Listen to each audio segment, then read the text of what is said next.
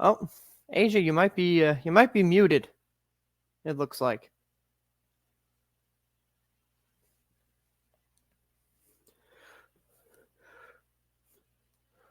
All right. Well, while AJ kind of gets his technical stuff worked out, because it looks like, at least on my end, he is muted. Welcome into the eighth inning stretch, everybody. Apologies for kind of our late start here, but somewhat like Ronel Blanco, we got into a little bit of a sticky situation with our internet. Yes, I know it's a low blow, but we're here. We're live. I will wait till AJ gets back to kind of go into the content and do all the reads and everything like that. But first of all, thank you to everybody who's tuning in either on our YouTube page, via X, as well as all of the other, anybody who's listening to this replay on YouTube or on Spotify, wherever you get your podcasts. First of all, if this is your first time here, welcome. If you're a longtime listener, thanks for giving us another chance here. While AJ kind of works on his technical stuff, let's just jump right in. We had the poll go out for this week. Who's the best hitter in baseball right now? Your options were Mookie Betts, Alec Bohm, Shohei Ohtani, Tyler O'Neill, or other. And the results in the poll went something like this. Mookie Betts led the way with 32%, followed very closely by Alec Bohm with 31% of the vote. Shohei Ohtani got 24%. Tyler O'Neill got 11%. And other received 2% of the vote. Kind of just initial reactions to this for me.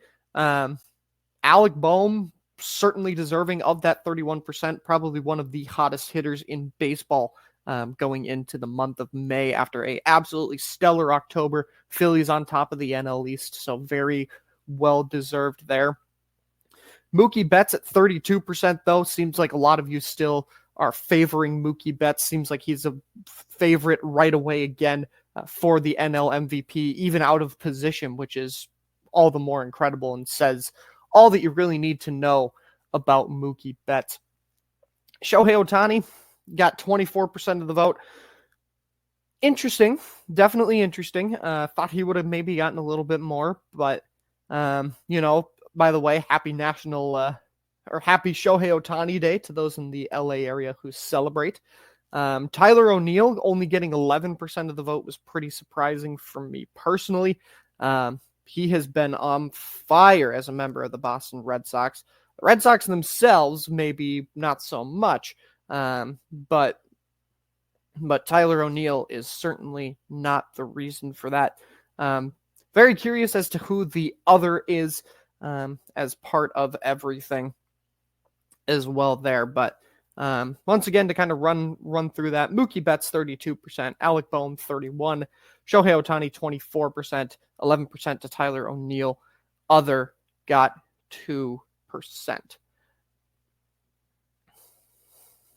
Apologies, everybody. Just checking in with AJ to see if he's.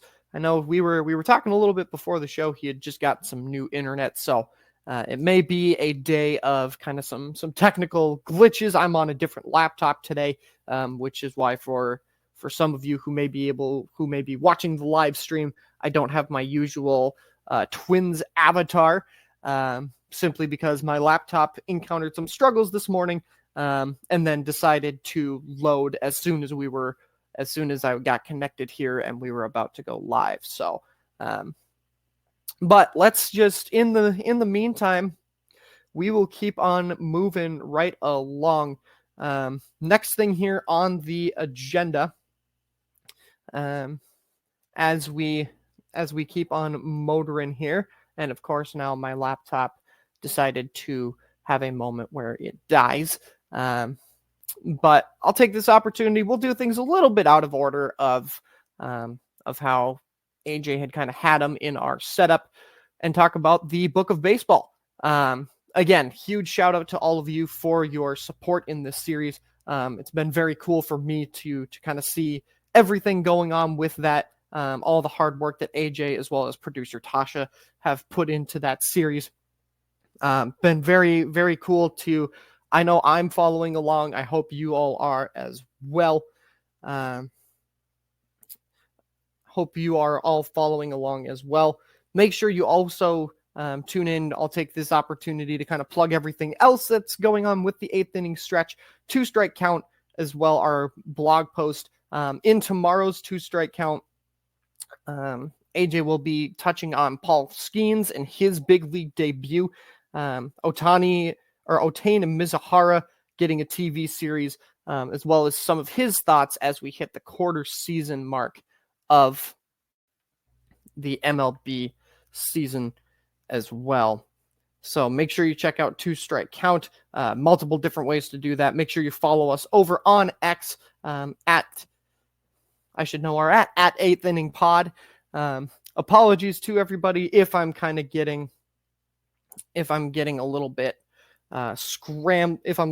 scrambled here. A little bit of technological difficulties on both ends, unfortunately, today. So with that being said, again, appreciate everybody for kind of sticking by us here, as we're kind of getting, as we kind of continue to work out these technical glitches. Apologies for my lack of preparedness, in terms of me kind of being the overall host for the first time. So we're going to get everything straightened out here, and hopefully still be able to put on a great show for you guys. Looks like StreamYard just did not like AJ today, so we should hopefully be hearing from him momentarily. And apologies, everybody. I'm just going to take a moment here, pull up, as we've talked about previously on the show, pull up our outline. As we've talked about previously on the show, that is one thing we use to kind of keep the show flowing. A lot of times it's created by producer Tasha as well as AJ to give you guys kind of a look into the behind the scenes portion of the show. So let's talk about Masanori Murakami for a moment, shall we? Pitcher over in the MPB who has been very impressive as of late. Probably one of the next names that could be making the jump over to Major League Baseball. Or excuse me, what am I saying? Let me just make sure that I've got the right name put in here.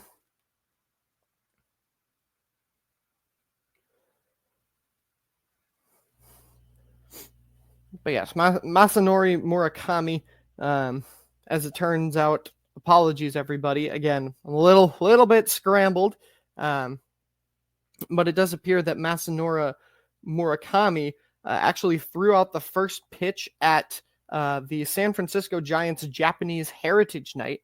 For those of you who may not know who Masanori Murakami is, Masanori Murakami was the first ever Japanese-born MLB player during the 1964-1965 season. So he came back. He played 2 years with the Giants in 1964 and 1965.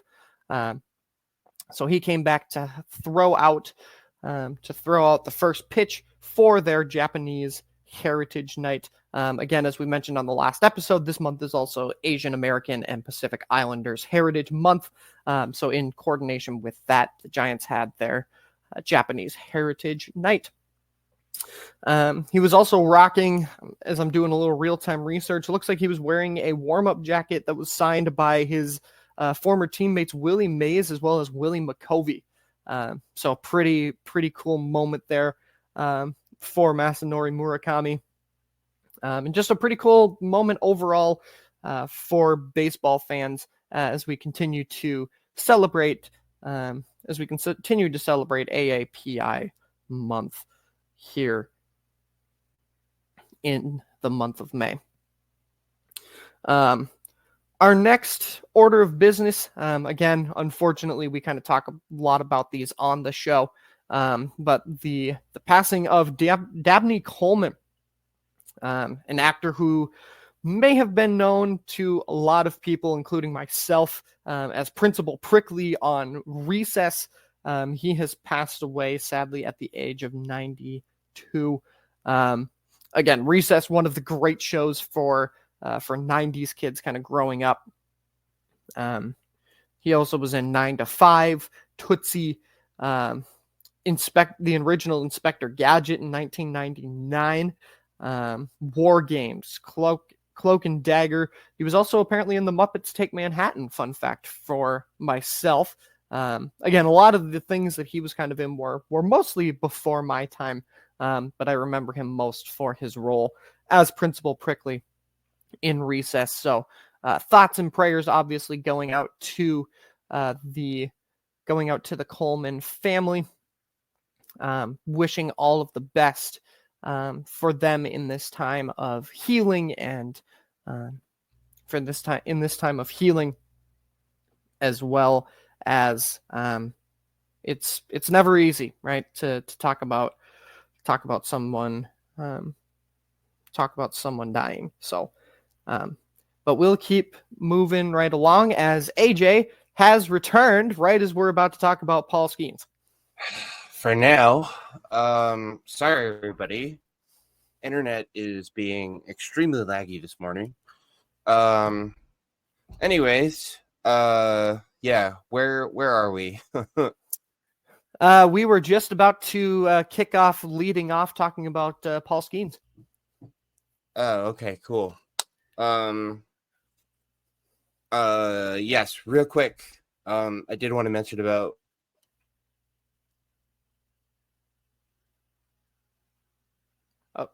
AJ? Book of Baseball. Or did you already tell?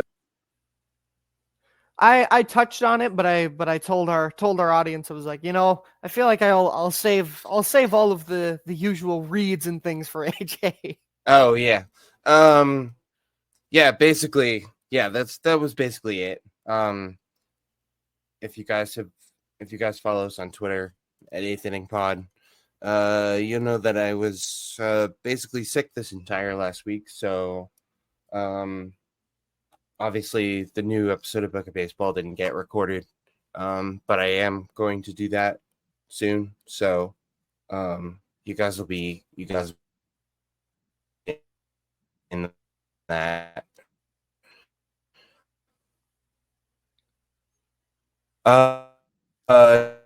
Here momentarily. To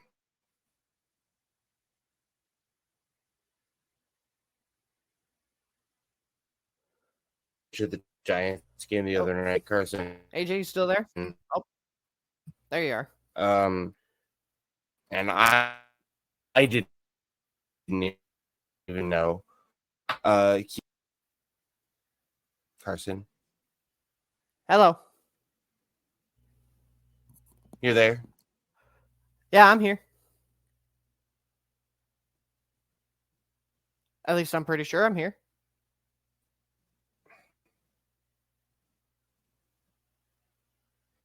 Okay, cool. This is ridiculous, guys.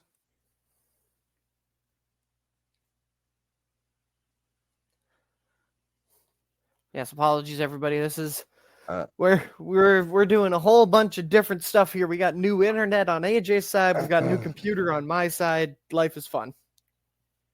This is ridiculous. All right. Anyways, we're gonna press on. Yeah, the Masanori Murakami thing was a really cool moment. I don't know if you got a chance to see that him throw out the first pitch of the Giants game the other day, but that was pretty cool. First ever Japanese-born MLB player.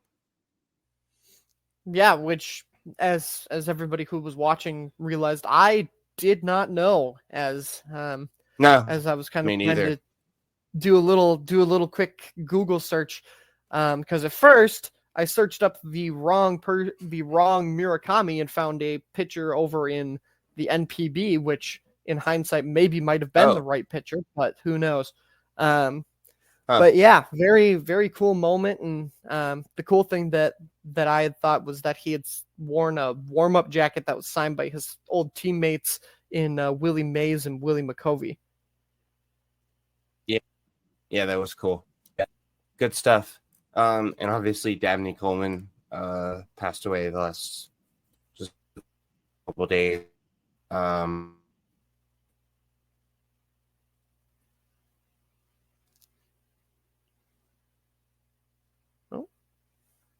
But yeah, he was something like 92, which hey, that's a pretty 92.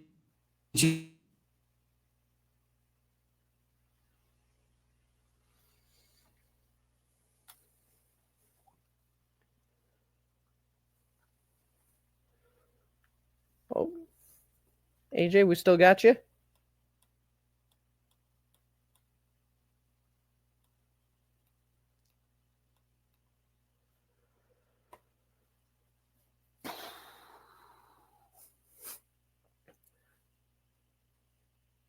AJ, you still there?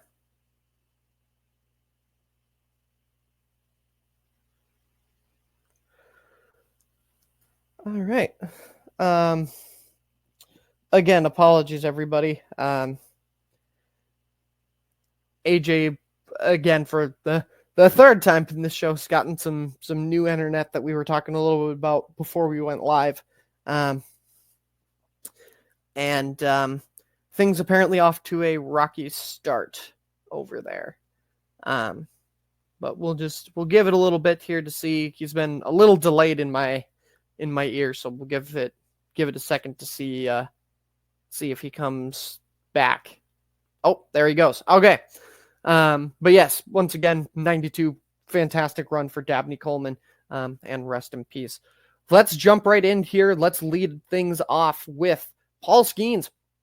I actually got a chance to watch this game, watch his second MLB start. Absolutely phenomenal is Paul Skenes. 7 straight batters to start the game off. That was just shy of the record that has been set by, as the broadcast so nicely informed me, Pablo Lopez, back when he was still a member of the Miami Marlins, struck out 9 straight batters to start a game. But very impressive from Paul Skenes. Not only did he strike out 7 straight batters to begin the game, but he also threw 6 no-hit innings yesterday. Not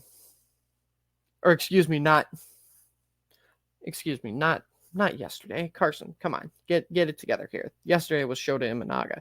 On Friday, en route to a Pirates 9-3 victory. That no-hitter broken up in the 8th inning. I got a chance to watch this game. Paul Skenes looked absolutely incredible. He looks to be as advertised. And if he continues on the trajectory like this, again, it's still very early. This is only the second start of his MLB career. But if he continues to go off like this, he is going to be a very impressive pitcher, very much going to be a threat for Rookie of the Year this season, as well as very much going to be a threat for the Pirates, for the NL Central for years to come, once they kind of surround him with the pieces that he needs, because this is the kind of pitcher that you very much build the core around him, rather than trying to bring in kind of just supplemental pieces. Got to build the core around Paul Skenes. I'm sure the Pirates are very glad that they took the time that they did to get him ready, because he has looked lights out so far for the Pittsburgh Pirates. Moving to a broadcaster, actually, who, depending on what sport you're a fan of, either when I say this name will either cause you to groan, or potentially cause you to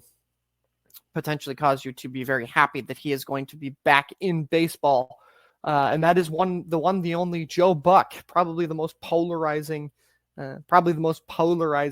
broadcaster in sports currently. For some of you who may not know or who may have been sleeping under a rock, Joe Buck did used to call baseball games with Fox when he was a member of the Fox team. Did a lot of Baseball Night in Americas, a lot of postseason games as well. But since he has left ESPN, or left for ESPN, I should say, he hasn't really been as much a part of baseball. But he will be returning on May 24th, so in about 5 days from now, to call the Cardinals and Cubs game with Chip Caray, which should be a very interesting duo, to say the least. But at the end of the day, me and AJ have talked about this on the show, of, whether you like him or you hate him, you've got to respect Joe Buck. You got to respect Joe Buck for being probably one of the greatest broadcasters of our time. And this game is going to be, you'll be able to hear Joe Buck on Bally Sports Midwest. This would be the first game that he called since the Atlanta Braves and the Houston Astros on November 2nd, 2021. For those of you wondering, yes, that would make it Game 6 of that 2021 World Series. Harry Carey's grandson as well, involved in this, in Chip Caray, which is a pretty cool thing. So I can't necessarily find in my real-time research why exactly Joe Buck is just stepping in for the one night only. But very exciting, very cool to see. And welcome back to baseball, Joe Buck, and hopefully the Cardinals will be able to get a win for you. Let's talk about the Seattle Mariners. Not necessarily the on-field product, but something that actually happened at their game the other night. Mariners fan Josh George. Most of the time, most of us go to a ballpark and hope to catch at least one foul ball. One foul ball, even then, is a miracle. Not for Josh George. Josh George caught 2 consecutive foul balls on back-to-back pitches in an at-bat from Josh Rojas, which was absolutely incredible. Not only that, but the team invited him to go to batting practice with the team. So he got to join them for batting practice. He threw the ceremonial first pitch not once but twice, in a nice little cool kind of little twist of irony. But yeah, something that he for sure will probably remember for a very long time. Shout out to the Mariners for kind of making this happen. This is a really cool gesture that they definitely didn't need to do. So shout out to the Mariners for having that. And before we get into kind of our big story of the show, that being our title story of Ronel Blanco, there is some sad injury news that we need to mention. One of the big signings for the San Francisco Giants, Jung Hoo Lee, is going to be having season-ending shoulder surgery. Huge loss for the Giants, obviously. He was going, Jung Hoo Lee, obviously still very early on in his MLB career. He's going to have time to come back from this injury. But for the 2024 Giants team, absolutely devastating loss to lose him for the end of the season. And the Giants have all but basically confirmed this. Currently, he was hitting 262 batting average, 310 OPS, 331 slugging, and a 641 OPS in his rookie year. Only 2 home runs, though, to speak of. So maybe the shoulder injury had something a little bit to do with that. But yeah, for this Giants team, currently 3rd place in the National League West at 22-25, 1 game back of the wild card at this point. 8.5 games out of the division. And again, obviously, we are very early on in the season. There's no real point in kind of standings watching here, but obviously a big loss in the outfield for the Giants in the loss of Jung Hoo Lee there as well.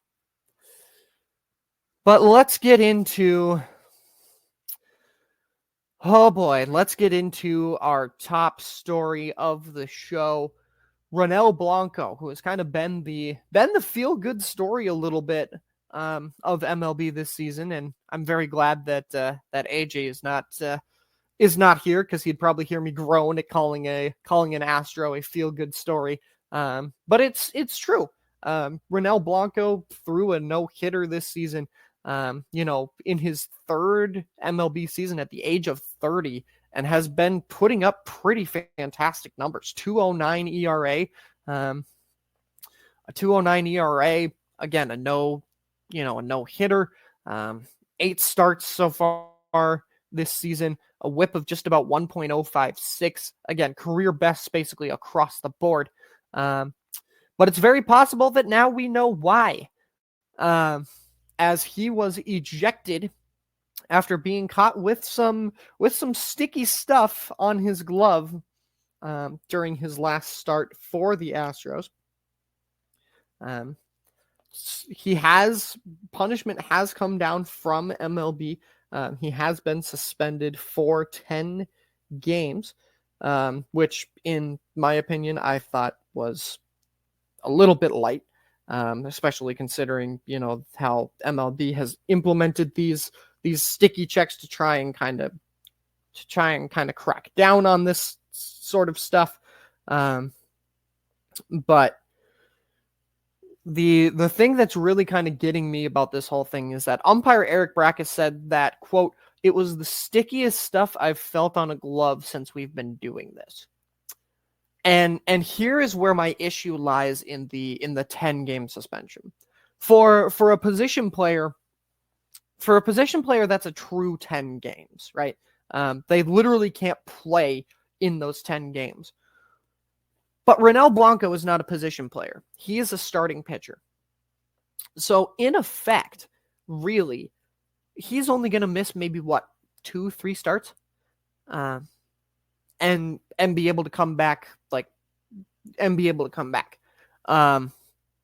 and I think another thing that might be riling up a certain corner of MLB fans is the fact that it's once again the Astros getting caught with this stuff. The Astros once again who are in the spotlight for cheating.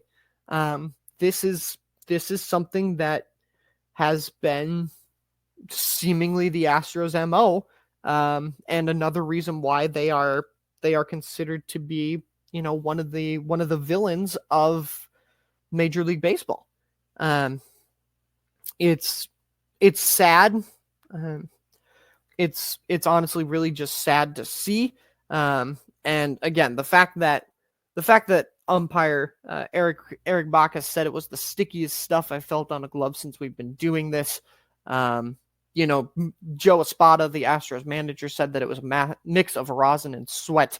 And then, of course, the GM, Dana Brown, says that Blanco is a good dude. But I don't know. The 10 games feels a little bit light to me, because for a starter, you're not really going to be missing all of that much. As AJ has rejoined us from the sticky situation of his own going on with his internet. At least I think. Can you guys hear me? We got you. So I, desperate times call for desperate measures. I switched over to my laptop, and voila. So maybe it's not the internet after all. Maybe it's my PC. But anyways, in any case, it's working. So something don't look a gift horse in the mouth. Yeah. So, anyways, it sounded like you were just talking about Ronel Blanco. Correct. Yes. Yeah. I mean, is anyone else shocked that an Astros player got caught doing something shady? That was exactly what I was saying too, was that it feels like this is just it gives more ammunition to the portion of MLB fans that still feel like the Astros are the true evil empire. I mean, what's that expression about if you ain't cheating, you ain't trying? I feel like that should be the Astros team motto at this point. Or also, fool me once, shame on you. Fool me twice, shame on me. Yeah, geez. I think we're up to like fool me 5 times, shame on you. Yeah, fool me 5 times, and I think I need a lobotomy at this point. Yeah. Yeah. I honestly, if like any other pitcher, if I had seen that story, but I'm like, oh wow, it would have been genuine surprise. But I went, yeah, you know. I mean, I don't want to speculate, but I guess that explains why, I guess now we know why he had such a good first couple outings, and unfortunately, I think it casts doubt on his no-hitter. Yeah, and that's kind of what I was saying at the very beginning. Kind of rattled off everything he had accomplished so far this season, and with the precipice of, well, maybe now we know why. Right. Um, and again, to play a little bit of devil's advocate here. Obviously these checks have been happening for the past couple of years. They happen in every Yep. start at the end of basically every inning. So Yep. it's very possible that this could have been legitimate, and by no means Sure. am I saying that he is inherently a dirty player, but But it when makes an you umpire wonder. when an umpire says the stickiest Stickiest stuff that stuff. he's felt Yeah. on a glove since they started doing these checks, that raises some eyebrows. Yeah. Um. Yeah. Again, we're not. You don't want to go as far to say that that um the only reason he's been having such a good year is because of he's been using sticky stuff, but it it's got to make you wonder. It makes you wonder. It makes you question it, which is just sucks. Like, that sucks for the player, it sucks for baseball, it sucks for the fans. Like, it's just it's kind of, it reminds me a bit of uh it reminds I was gonna say, it reminds me a bit of the summer of '98 in the home run chase between Mark McGwire and Sammy Sosa. Although I have to admit, ladies and gentlemen, at the time, most of us were just like, "Oh wow, look at the way these two guys can hit home runs." Uh, it wasn't until after that we questioned, um, the fact that these dudes looked like, that they were bulked up to the size of Mack trucks. Um, but in this case, yeah, it's got to make you wonder. Um, Carson, the part that kills me about this is, the Astros in true Astros fashion, or at least Astros fashion since 2017. Astros GM Dana Brown called Blanco a good dude, and manager Joe Espada said it's trying to pass us off as a mix of rosin and sweat. Your player got caught. Like, your player got caught. Your organization has a history of cheating. Don't just own up to it. You're like, yeah, he got caught with sticky stuff. Oops, and move on. Don't try to, a mix of rosin and sweat. And if Blanco was such a good dude, why did he get caught using sticky stuff? Yeah, I mean, again, you're gonna back up your guy, you're gonna back up your player 100%, but But not if he did something he wasn't supposed to. Not if he got caught doing something he wasn't supposed to do. Like, there's backing up your player, and then there's, I don't know. I guess what I'm you can back up your player and at the same time be like, look, this is unfortunate, it shouldn't have happened, and just move on. Right. Don't try to make excuses with, oh, it was probably a mix of rosin and sweat. Come on, dude. The umpire said it was the stickiest stuff he's ever felt on a glove since they started doing sticky stuff checks. Like, rosin and sweat isn't sticky. Yeah, no. As far as I know, at least from playing, granted it might be a different type of rosin, but I also used rosin for my violin bow, and Right. that wasn't It's really the same sticky. stuff. Wasn't really that sticky. No, it's. I'm pretty sure it's the same stuff. I wouldn't be surprised. I'm almost sure. But hey, hashtag Astros gonna Astro. Like, I don't know, right? Ridiculous. You probably already talked about it, but the 10-game thing. Yeah, just 10 games for a starting pitcher.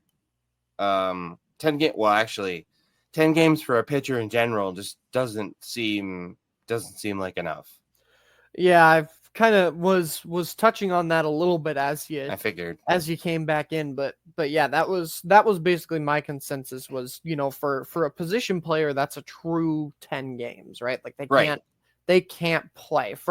For a starting pitcher, he's maybe going to miss 2-3 starts, maybe. Yeah. I mean, a starting pitcher pitches once every 5 games, so, or thereabouts. Yeah, that's 1, maybe 2. He's essentially, basically, 10-game suspension, but he's basically only going to miss 2, maybe 3 games. Yeah, which is insane. It's ridiculous. Yeah, I don't know.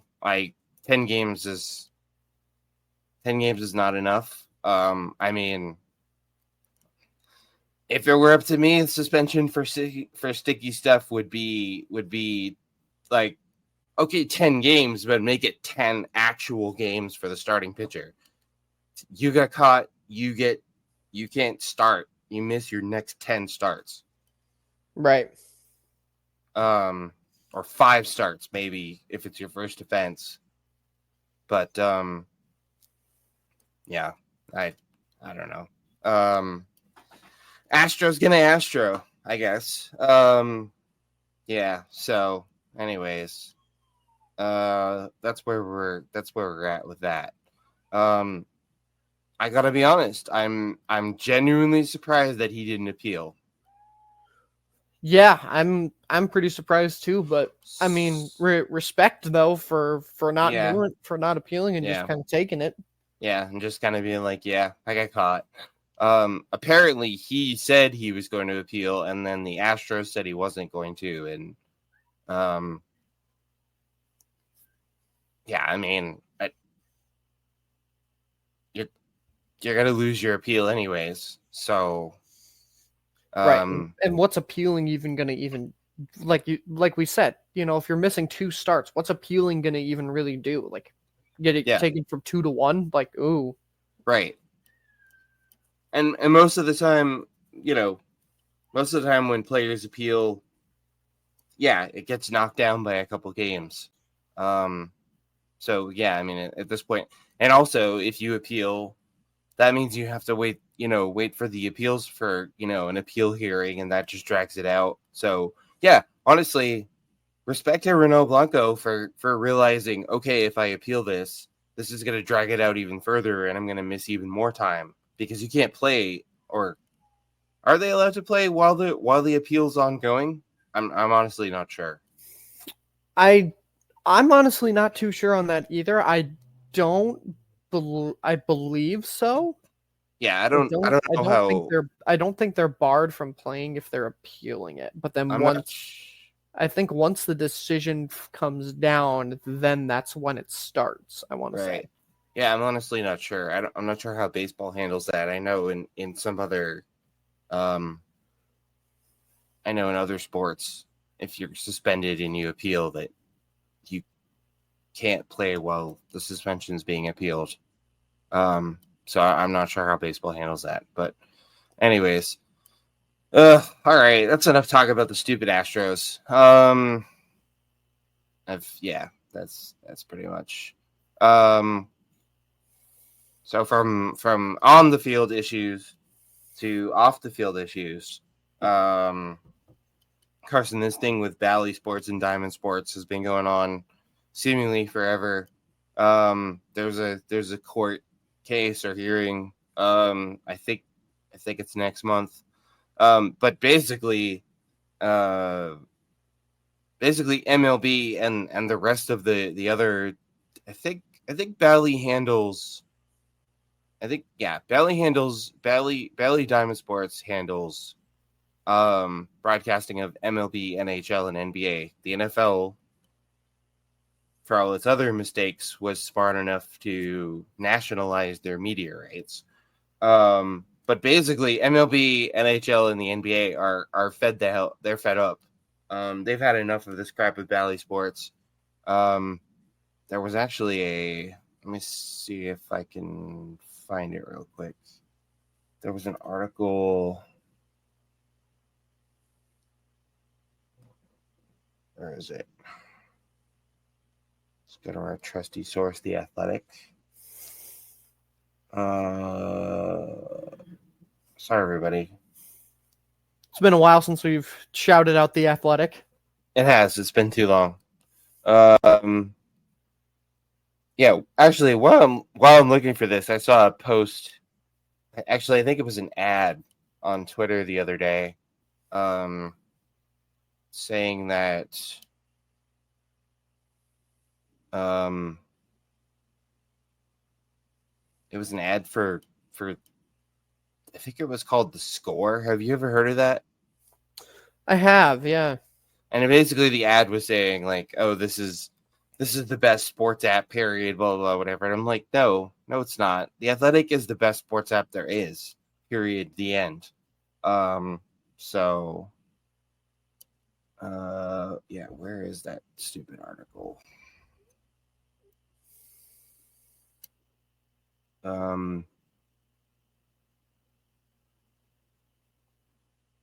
Sorry, everybody. All my technical issues this morning. I'm not my usually. I would have had all this stuff pulled up already. Well, I don't think this is the article, but this is a article about it. Yeah, basically talking about could MLB nationalize its media rights.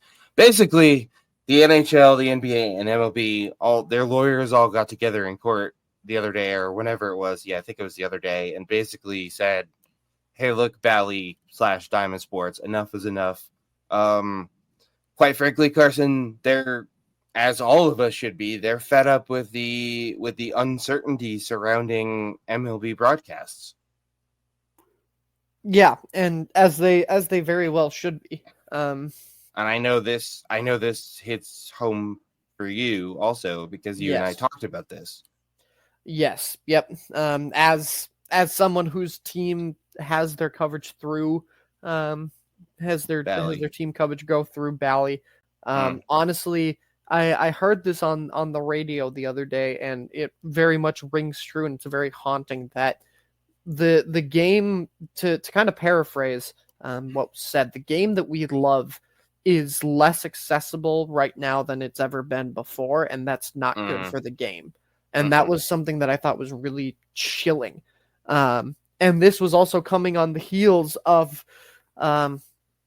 Bally Sports, at least for Bally Sports North, which is our affiliate here in good old Minnesota, getting into a disagreement with Comcast and basically now blacking out Comcast viewers.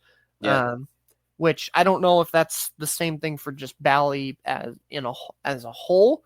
But again, that's yet another TV company that now you can't watch the games through. And it's already such a limited amount of companies anyway that you can even get Bally Sports North on.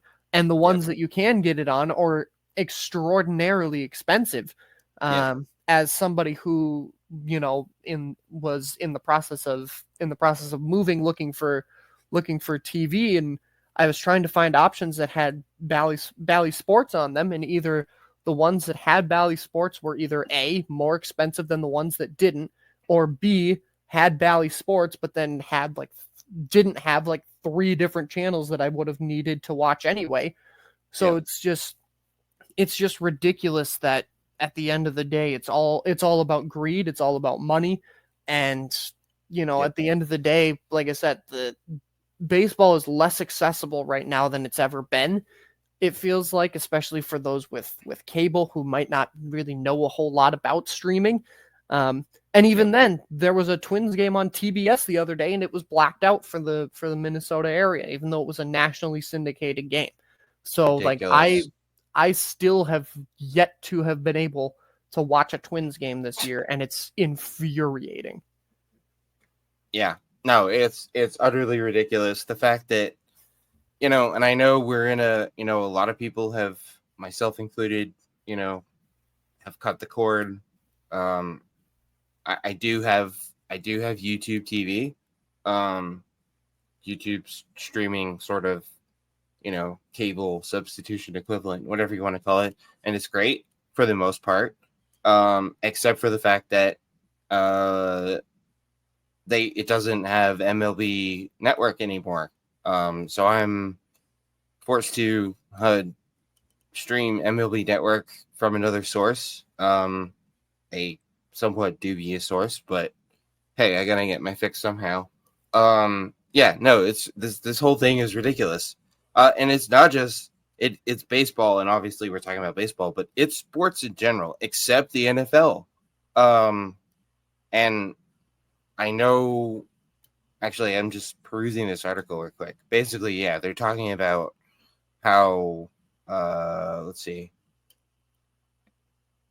The failure of traditional regional sports networks, simultaneous battle for streaming supremacy. Yep. So,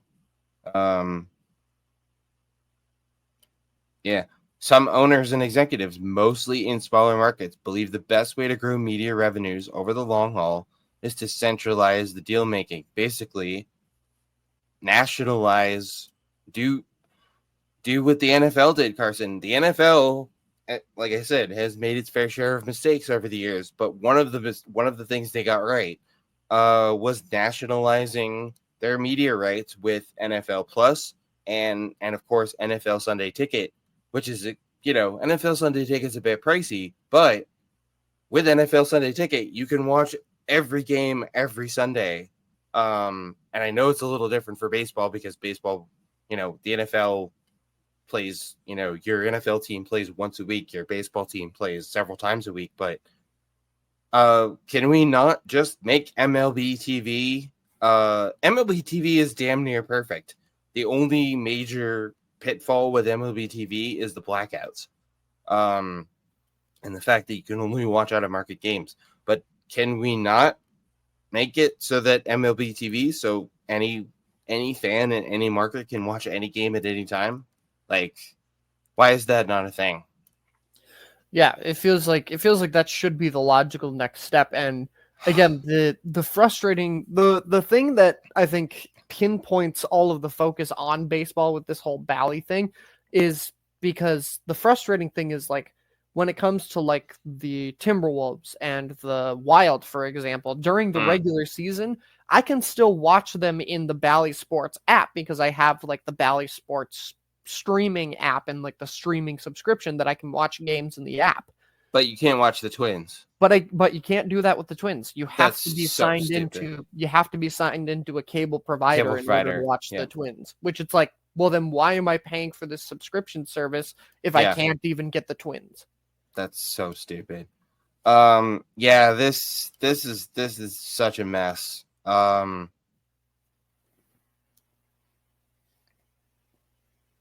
mean, this actually, you guys should really check out this article on The Athletic because it's really good. It's basically they're talking to owners and execs and stuff about here's the thing about the court. So Diamond Sports Group is the parent company of Bally Sports. Diamond Sports Group, in case you guys aren't aware, is currently going through bankruptcy, and that's what's really messing everything up with Bally. And like Carson said, the Diamond is also in a dispute with Comcast. This month a dozen MLB teams carried on Diamond's Bally branded channels cannot be viewed by Comcast roughly 13.6 million TV customers. This is, folks, guys, ladies and gents, we're in the year 2024. I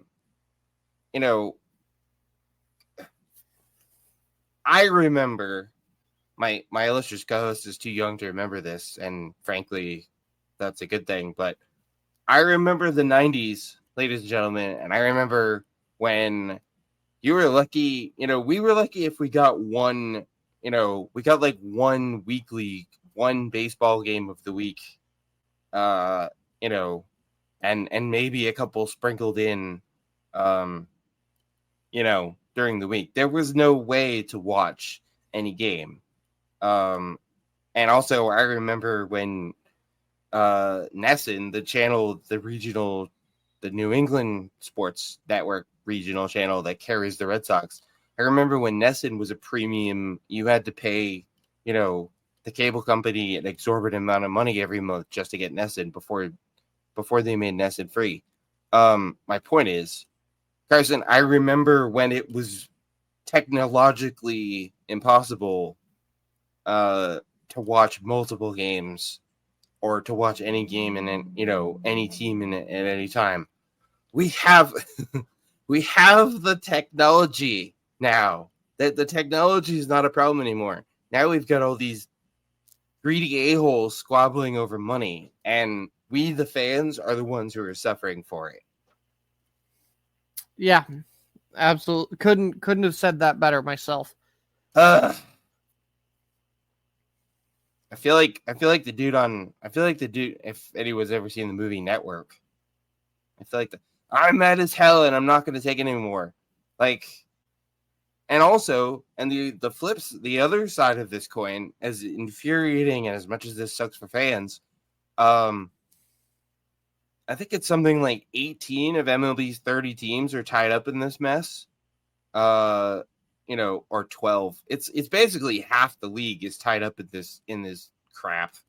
And those teams, because of the uncertainty surrounding their TV revenue, have uncertainty around their revenue in general, which, contributed to the whole free agency fiasco this winter because teams just didn't know what their payroll was going to look like this year.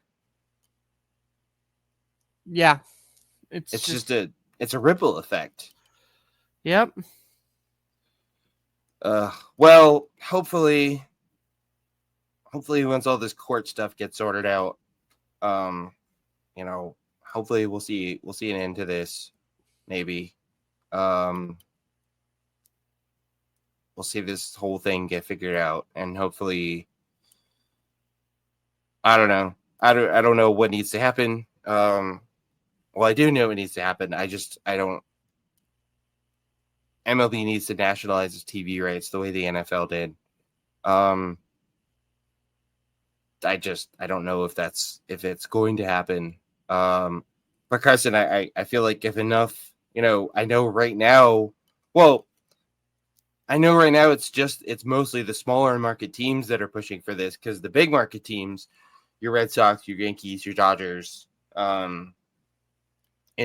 your big market, you're basically your New York, your LA, your Boston, your big market teams, they don't care. They're getting their revenue no matter what. But I feel like if enough, I could be being overly optimistic here. But I feel like if enough teams and enough owners and execs, speak up and be like, hey, this is crap, something needs to be done, that maybe, just maybe, Rob Manfred and MLB will do the right thing. God, I sure hope so. Here's hoping. Yeah, because this is it's frankly it's unacceptable. Yeah.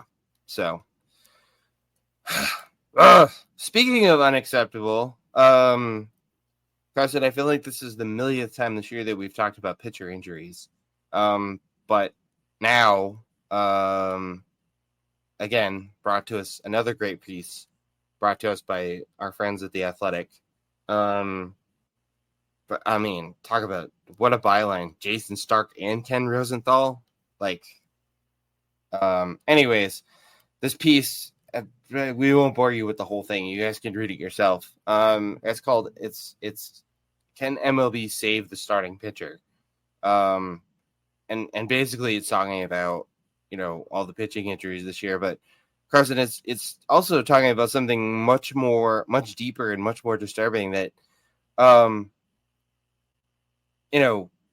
of the when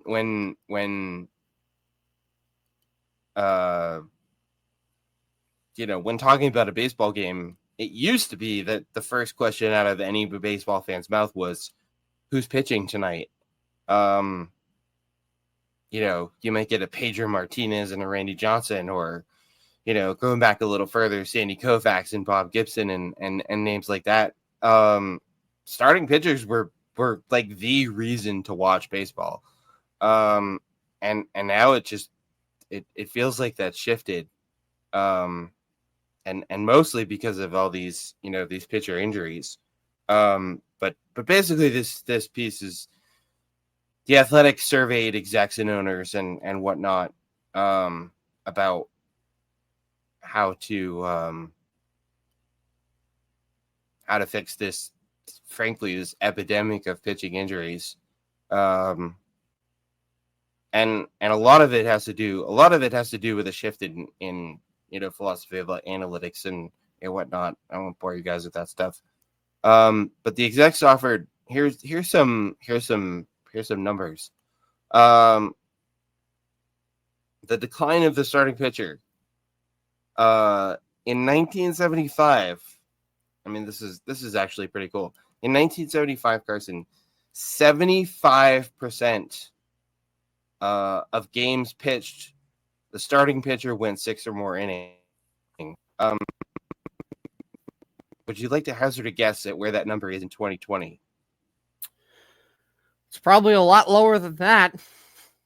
Yeah, it's 40% as of 2020. Good God. Now, granted, the 2020 season was abbreviated, because of COVID and whatever. Yeah, that's just wow. That's actually kind of mind blowing. But anyways, these execs and everybody who anonymous tossed out some interesting ideas for rule changes that might help with all this. And I just kind of wanted to spitball on some of these. The first new rule idea is every starter would have to go 6 innings. So in 2023, the length of the average major league start, the length of the average major league start was 5 innings. So that means that there were some starts that were fewer than 5 innings. How about the starter goes 6 or more innings in every game?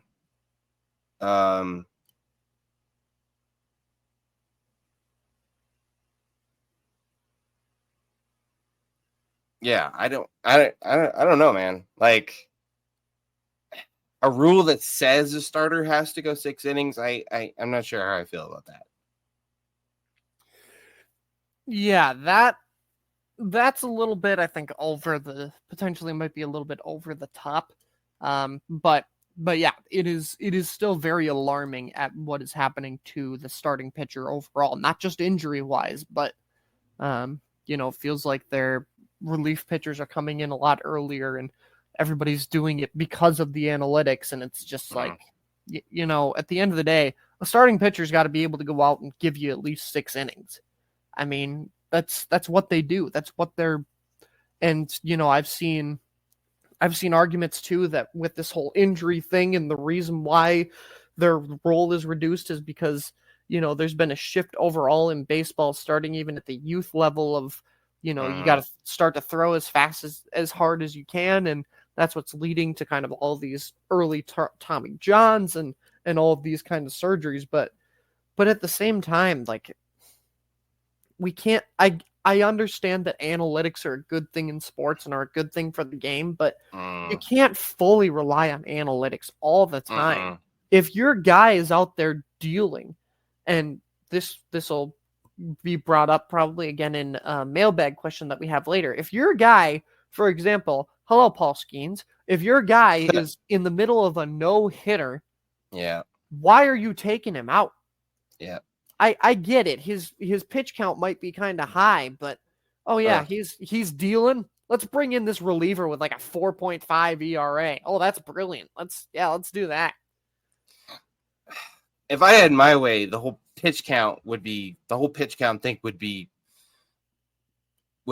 sent to the fiery depths. I think pitch count is, I guess in some cases it's useful, but I feel like managers get too wrapped up in pitch count for their own good. Yeah. And I mean, again, like, obviously pitch count is something that you need to pay attention to, because at the end of the day, you can't, you can't have a guy and again, this might be a little bit ridiculous, but you can't have a guy in the 5th inning at like 90 pitches. Sure. Like, obviously there are cases where it's like, okay, you're throwing a no-hitter, great, but you're also at like 80 pitches in the 5th inning, which, but if you've got a guy in the 7th, or if you're in the 6th inning or later and you're under 100 pitches, how many times have we seen a guy in the 6th or 7th inning in the midst of, I can't think of any specific examples right now, but I know we've talked about it before where a guy's in the middle of a no-hitter and, you're at 90 pitches in the middle of a no-hitter in the 8th inning. Well, we gotta get him out. It's idiotic. Yes, analytics. I realize we live in the golden age of technology, and I realize we live in the golden age of analytics, and I think analytics in sports, especially in baseball, have their place. But I feel like, Carson, I feel like we've gone a little too far in the other direction, where teams are relying on analytics too much. Yeah, I would agree with that. I mean, again, they're a good part of the game, but there's just a certain point where you got to leave the computer at home. Yeah, exactly. Yeah, and honestly, I could do wow. Yeah, I could go on a whole rant about analytics, especially in baseball. I could do without the launch angle and the exit velocity and all that stuff. Yeah, it's kind of cool. One thing I could do without, and I think it's only ESPN that does this on their baseball broadcasts. Carson, I could do without the win probability. Like, yeah, I really don't. I don't care if one team has a 67.33197.8% chance of winning the game. I don't care. Yeah, and that's one thing that watching the Minnesota United match last night, that's one of the things that they had put up in the corner at kickoff, is it was like, here's the probability for a win for Minnesota United, here's the probability of a draw, here's the probability of a win for Portland. Oh, come on. And after each goal, they showed it again with the update of, all right, here's the updated probabilities. I'm like, come on, dude, Apple TV, I really don't care. Yeah, we don't care. I don't care. To quote one of the greatest coaches of all time, in Mike Tomlin, we do not care. Oh, man. Greatest coaches of all time, huh? That's certainly a statement. We're just gonna leave that one alone. That's wow. That's high praise for Mike Tomlin. I Love you mean, some Mike. Mike Tomlin is a very good coach. Greatest, one of the greatest of all time. I think we'll just have to agree to disagree on that one. Anyways, yeah. So this pitching thing. This pitching thing is yeah. I mean, not to get too nostalgic or age myself too much, but yeah, I mean, it wasn't that long ago when it was a starting pitcher would go out and throw 7-8. I mean, Carson, I don't remember the last time I saw a start. Well, actually, I do, because it was Cutter Crawford. I was gonna say I don't remember the last time I saw a starting pitcher throw a complete game, but it was Cutter Crawford for the Red Sox just a couple of weeks ago. But I remember the days of Pedro Martinez and Randy Johnson and Mike Mussina and those guys, where like they thought nothing of going out and throwing a complete game, sometimes a complete game shutout. I remember Derek Lowe throwing no hitters. When was the last time we saw a perfect game? It was 2012? Felix Hernandez? Yeah, that sounds about right. I'm pretty sure it was 2012. That was 12 years ago. That's ridiculous. Yeah. Seriously though, sometimes it's time to put the computer away. Analytics are good for sports for the most part. But it almost feels like sports are going too far in the direction of analytics and technology and away from what makes sports great in the first place, which that's a whole other discussion for another time. One more quick thing from this article, something that was suggested.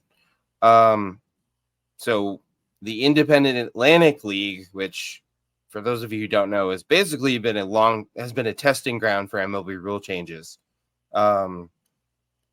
That's where the pitch clock started. That's where the shift ban and the bigger bases and basically all the rule changes we've seen over the last few years. What do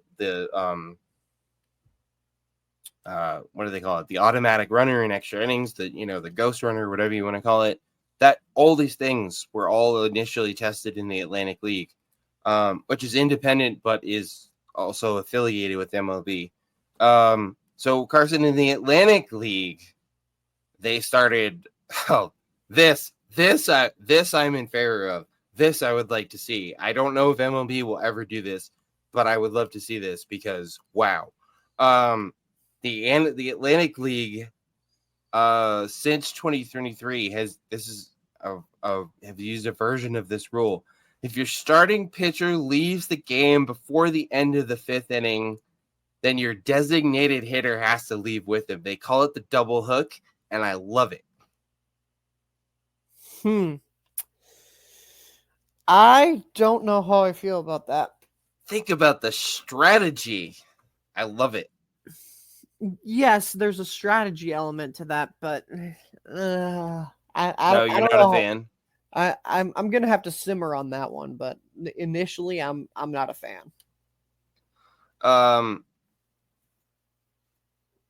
Yeah, so it says why the double hook might actually work. People in baseball like this rule. If the idea is to incentivize but not require keeping a starting pitcher in the game, what works better than this?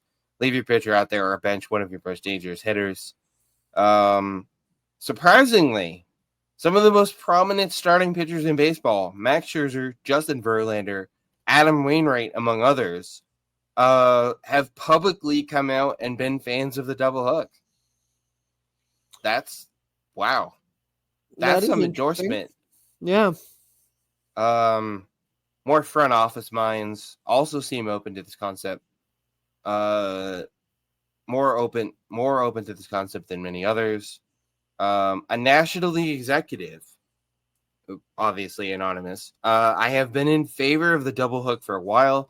I think it would be interesting to have it as an extra element of strategy. There you go. There's my favorite word. Into the game for managers to think about. Gives them another decision they have to make in game, which I don't think is a bad thing in general. I mean, I'm pretty sure, Carson, every designated hitter in Major League Baseball would hate this. Yeah, for sure. I mean, obviously, but yeah, I don't know. It's a crazy idea. But I just wanted to throw that out there because I think it would be chaotic. I think it would be chaos, and I think it would be awesome. Although I think it could use it could probably still use some tinkering. But it's out there. It's an idea. But in any case, the starting pitcher is going the way of the dodo, and not just because of all these injuries. So that's where we're at, I guess. When it comes to starting pitchers in baseball. All right. Whoops. Did I hit that? No, I hit the rate. No, I didn't. There we go. Hit the wrong button. Sorry. All right, let's play some buy or sell. Let's just dive right into these. Carson, buy or sell that Pete Alonso will not be a New York Met next year. As much as I want to sell this, I feel like I have to buy it. I just feel like I don't know. I feel like these two have been heading for kind of a divorce for a little while now. Yeah. And I don't know. I just think that Pete Alonso is going to command a lot of money, as he should. And I don't know if the Mets will be willing to fork it over. Yeah, the Mets are in kind of a tricky situation with their payroll this year and last year. They've been in sort of a payroll limbo. Supposedly they're going to have a lot of money freed up next year or this coming off season. But I actually wrote about this on Two Strike Count. And I'm trying to find my. I'll just.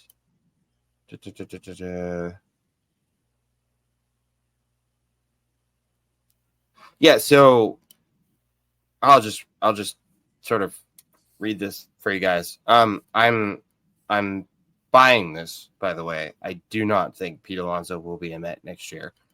Let's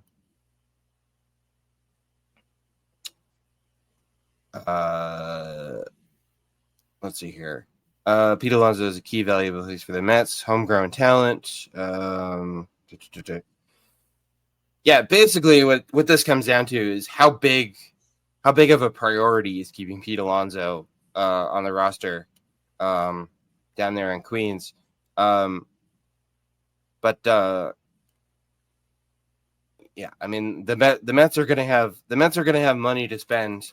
But Pete Alonso's agent is our favorite, Scott Boras, Carson. So that's another factor in this thing.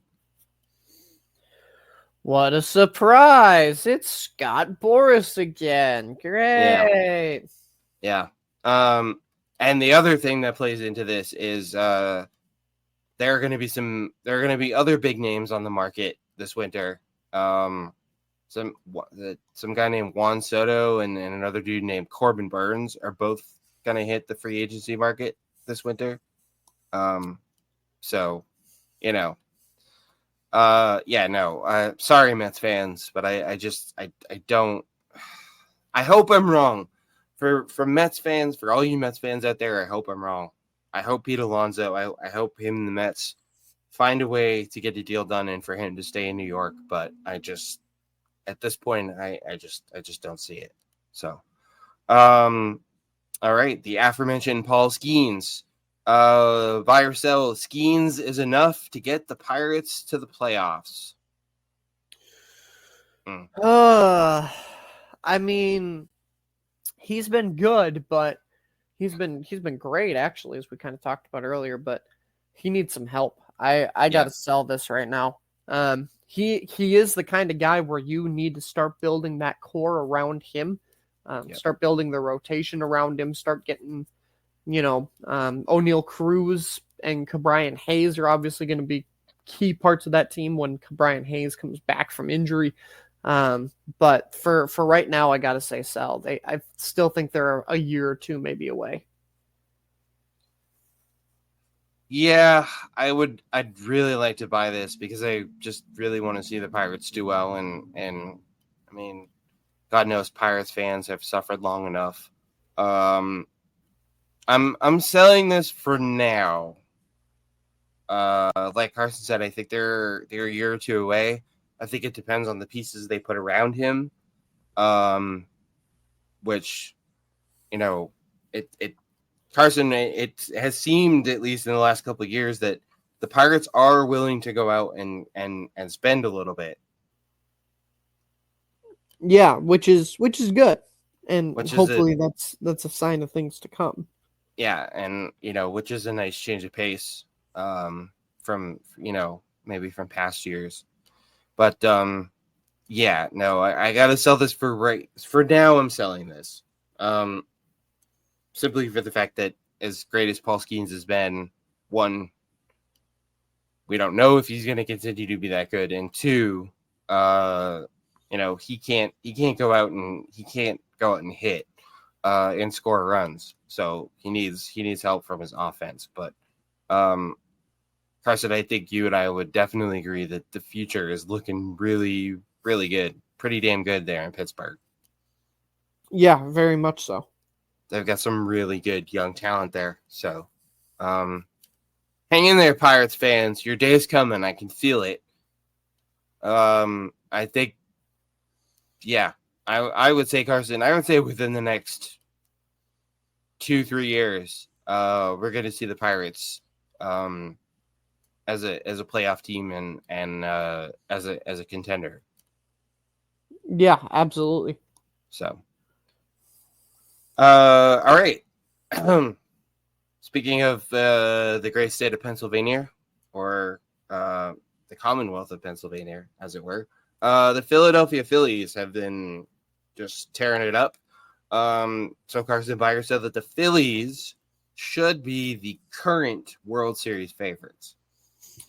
100% buying this. They have looked very impressive as of late, and Alec Boehm continues to still be one of the hottest hitters in baseball. Zach Wheeler has looked absolutely tremendous this season. There's no reason for me why they shouldn't. I'll give you a reason why the Philadelphia Phillies shouldn't be the World Series favorites. Because this current World Series favorite should be the Baltimore Orioles, ladies and gentlemen. I'm selling this. The Orioles, I'm telling you right now, the Orioles are the team to beat. They're stacked. They're getting healthy. They're playing great baseball, even though they did just lose to my Mariners yesterday, but that's beside the point. In a 7 games, man, first of all, how epic would an Orioles-Phillies World Series be? Would be pretty interesting. That would be a pretty epic World Series. Phillies Orioles, yeah, sign me up. Sign me up for 7 games of that. In a 7-game series, I'm taking the Orioles. Yeah, absolutely. I mean, that's definitely fair, but I don't know. I know that everybody talks about how veteran presence matters and blah blah blah, but sure. I don't know. I really do think that plays a huge role, and especially, on paper, by the way, I would sign me up for a 7-game World Series of that all day long. Right. But you think the Phillies, because of their veteran players, have an edge? I think that the veteran players have an edge, and just kind of looking up and down the lineup, I think the Phillies do still have some advantages in terms of, I'd put, first and foremost, like, I still think JT Realmuto is one of the best catchers in the game. Agreed. Adley Rutschman is certainly on his way there. Yeah, he But is. but again, I think a lot of it comes down to kind of that veteran presence. A lot of these guys have been World Series, Bryce or Trey Turner's won a World Series before. Yeah, These guys have been in the postseason. They know what it takes.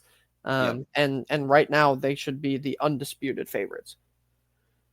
Wow, undisputed favorites. My only question mark with the Phillies. Yeah, they're playing really good baseball. Yes, they're racking up the wins. And this isn't really their fault, but they've sort of been beating up on bad teams as of late. And I know that's not their fault. I know they can only play the schedule in front of them, but I guess I'm holding out on crowning the Phillies until I see them play some stiffer competition. That's fair. I mean, we'll get our first real chance. They start a series with the Texas Rangers on Tuesday, so Ooh, there you go. we'll get to see Although the Rangers haven't been very the Rangers have been a little shaky themselves, but so far this year, but that is a really good series. That's going to be a lot of fun. All right, and last but not least, I have a feeling where my Minnesota Twins loving co-host is going to come down on this one, but we'll see. He may yet surprise me. Carson, buy or sell the Guardians City Connect jerseys? Look, I do not like Cleveland, but I love these jerseys. They're so nice. Like they are Yep. clean. My only gripe with them is just Nike, Fanatics, whoever. With these City Connect jerseys, can we stop with the whole 3-letter abbreviation on the front of the jersey? My God, it feels like every other team is like it's like CLE or I saw a leak of the Cardinals jerseys and even the hats say The Lou. STL on them. I'm just like, Yeah. and then the jerseys say the Lou. I'm like, what is happening? Can we not get a little bit more creative here? Yeah. Yeah, they have gotten a little crazy with the abbreviations. Yeah, what happened to we didn't get a chance to talk about them because we were off, but I really like the Tiger City Connects with Motor City on them. Those are quite nice, yes. Those are nice. It just feels like I'm buying the Guardians ones, by the way, because one, they look really nice. Two, they give me serious 90s Cleveland Indians vibes, which is definitely a good thing. Actually, Carson, the first thing I thought when I saw these was the first thing I thought of was Major League. Yeah, fair. They just give me that sort of like cool, sort of retro vibe. But yeah, I mean, these City Connect jerseys, man, these things have been all over the place. Some of them have been really, really good, and some of them it just feels like they didn't even try. Looking at you, Philadelphia Phillies. Yeah, hi Philly. Those Phillies, the Phillies ones. I'm sorry, Phillies fans, but those are just no. They're not great. No. I get what they were trying to go for, but yeah. Yeah, they're not the greatest. So anyways. Yeah, no, I love the Guardians ones are really cool. All right, that's it for buy or sell. Let's move on to the mailbag. We'll start with Eddie K. I think this is the question you were alluding to earlier, Carson. Do you think combined no hitters should be recognized / recorded? It was indeed the question I was referring to, but look, at the end of the day, I get both sides of this issue. I come down personally on the side of yes, they should, because at the end of the day, a no-hitter is still a no-hitter. But at the same time, I do understand the side where it means a little bit less because it's three different guys rather than Sometimes more. just one. Right, sometimes more than that, rather than just one guy who has a absolutely phenomenal performance. Which I do get that argument, and I do understand where people come from on that argument. But for me, at the end of the day, it's still a no-hitter. It's still a great accomplishment. Yeah, it is. I mean, obviously, even if it's multiple pitchers doing it, 2, 3, 4 pitchers doing it, I mean, holding a major league lineup to 0 hits, is, that's nothing to sneeze at. That's no small feat. But yeah, I mean, as far as, I don't know, I feel like every time one of these happens, Carson, it's all over social media. It's all over, the sports sites. And okay, it's cool, and it's, it's an impressive feat, but sometimes I think the sports media makes a little too big a deal about it. And I think that's certainly a valid point. I just, I don't think a combined no-hitter is worthy of the same kind of attention as a solo no-hitter or the ever elusive perfect game, obviously. Well, in no way should it get the more attention than a perfect game. Right.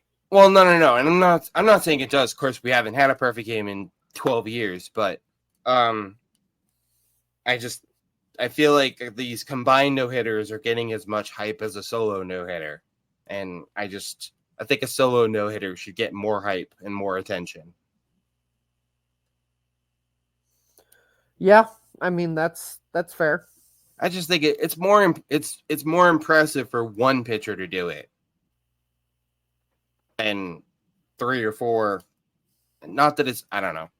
I don't know how to phrase that without offending somebody. Like, I'm not saying that a combined no-hitter is not impressive, because it is, but I just feel like it shouldn't get as much hype as a solo no-hitter. Although solo no-hitter is much the way of the starting pitcher, seem to be going the way of the dodo, because these guys are getting ganked. They're getting the hook after 80 pitches, in the, before they even get a chance to finish off a no-hitter. But I don't know, man. I'm just gonna throw this out there. I'm starting to get to the point where I'm not sure we'll ever see another perfect game. Yeah, that'd be pretty nuts. And that makes me really upset, because perfect games are one of the coolest things to happen in sports. I pretty vividly remember Felix Hernandez's perfect game in 2012. And yeah, it makes me really sad to think that we may never see one of those ever again. But I mean, hopefully we do. But I don't know. It seems less and less likely.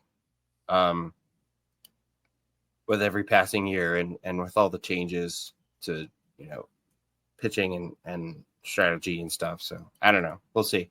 Hannah C. Speaking of things that may never happen, do you guys think we'll ever see MLB expand to 32 teams? I mean, it's certainly possible. It's certainly possible. I wouldn't be surprised if it did happen. But at the same time, it feels like it's gonna be quite a while from now, which is fine.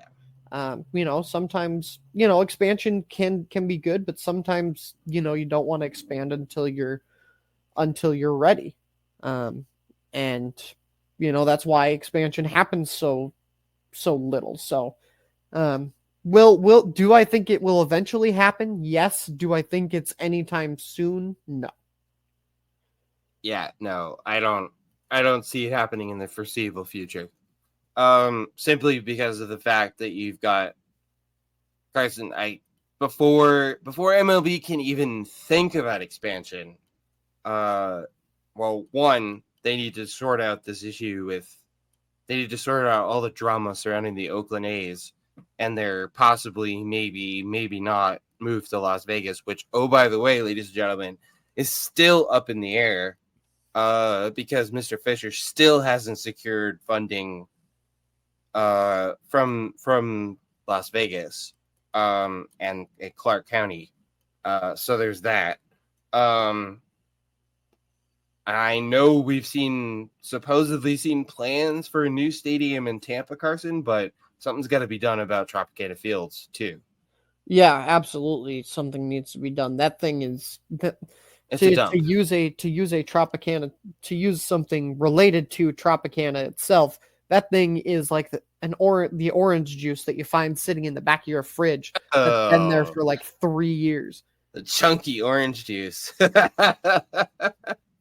That is Tropicana Field at this point. Yeah, the place is such a dump.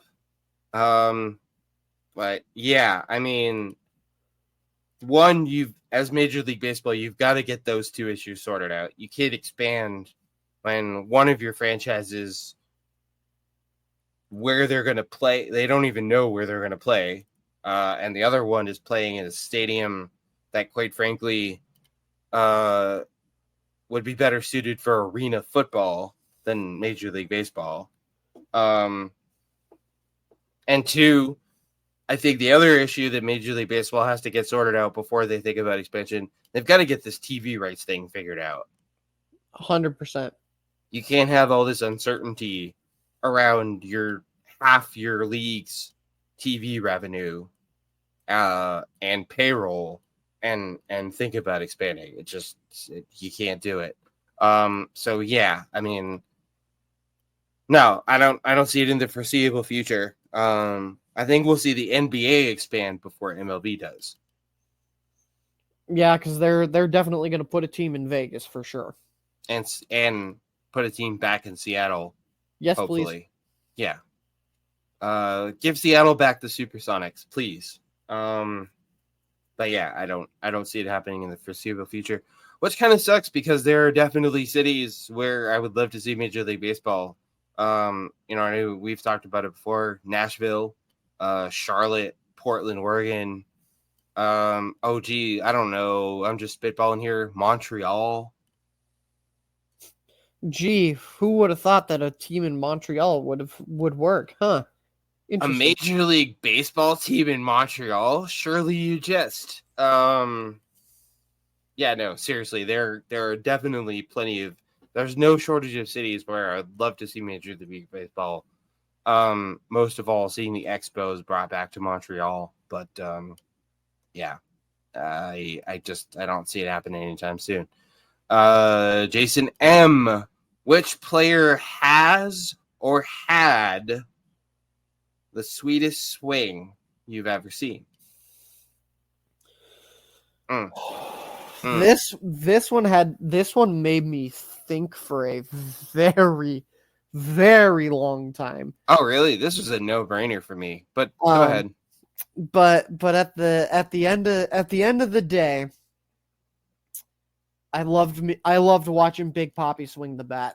I absolutely loved it. I don't know what it was, but I always thought he had an ugly swing. And again, maybe that's just childhood. Maybe that's just childhood nostalgia of watching Big Papi, but fair enough. Yeah, I don't know. Yeah, I always thought he had kind of an ugly swing, to be honest. I mean, you can't argue with the results, though. Yeah, and maybe that was part of it too. Was just that it was a very successful swing, even if it was kind of ugly. Yeah, that's true. I mean, a pretty swing doesn't always equal results. So, by the way, since you brought up Big Papi, I'd like to take this opportunity once again to thank the Minnesota Twins for trading him to the Boston Red Sox. Why you got to do that to me? To be fair, David Ortiz when he was with the Twins was not David Ortiz when he was with the Red Sox. No, he was not. Yeah, he was not the same player. So the Twins get a free pass on that one. I probably would have traded him too at that point. Now, man, I gotta be honest. This might be some of the questions you guys send us. Some of them like really stump us, and really, like the next one. But this one. I mean, I didn't even like. I read the question and I was like, "Yep, it's this guy." The sweetest swing I've ever seen, and I don't think anyone will ever have a sweeter swing. The swing that an entire generation of '90s kids grew up trying to emulate on the Little League diamond. Ken Griffey Jr. Griffey did have a pretty looking swing, that's for sure. The man had a buttery smooth swing. The man had a gorgeous swing. I've never seen a swing like that. I had never seen a swing like that before. I haven't seen a swing like that since. There have been some players, some more modern players with some pretty sweet looking swings. Miguel Cabrera, Carson comes to mind. Miggy had a pretty sweet swing, but now, as far as I'm concerned, nobody will ever have a sweeter swing than Ken Griffey Jr.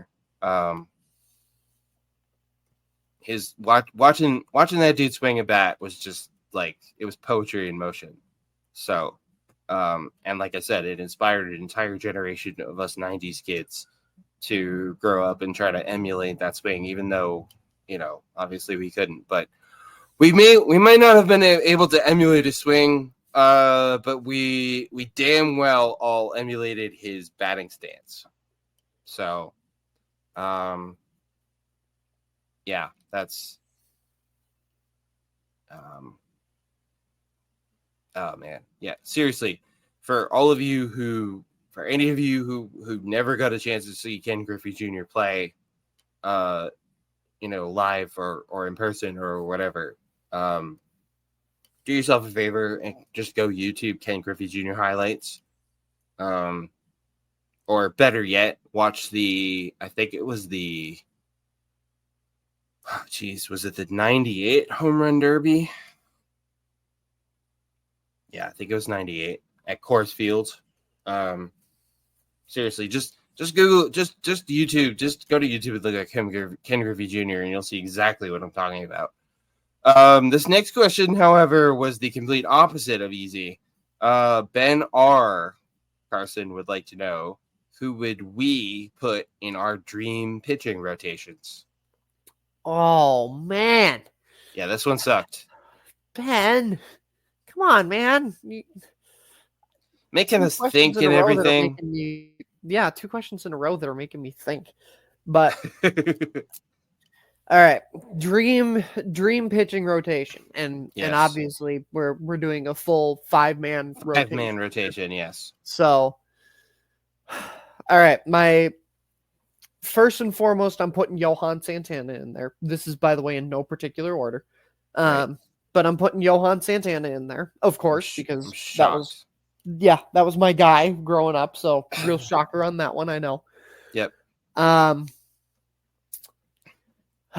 This was so hard, and even now I'm debating what I want this rotation to look like. But Johan Santana's in there for sure. I'm gonna put Randy Johnson in there. Yep. I'm gonna put in Ann. I mean, already, I could almost just end it right there with those two. You ain't getting past me, but I'm gonna put in. I'll give him a little shout out here. I'll throw Clayton Kershaw in there for a little bit more of kind of a longevity and type of guy. Yeah. I'll put in.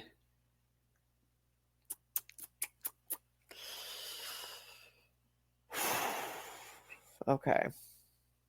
I need to make sure that he was a starter before I put him in here, because this guy was massively underrated, but I just need to make sure that I'm remembering this right.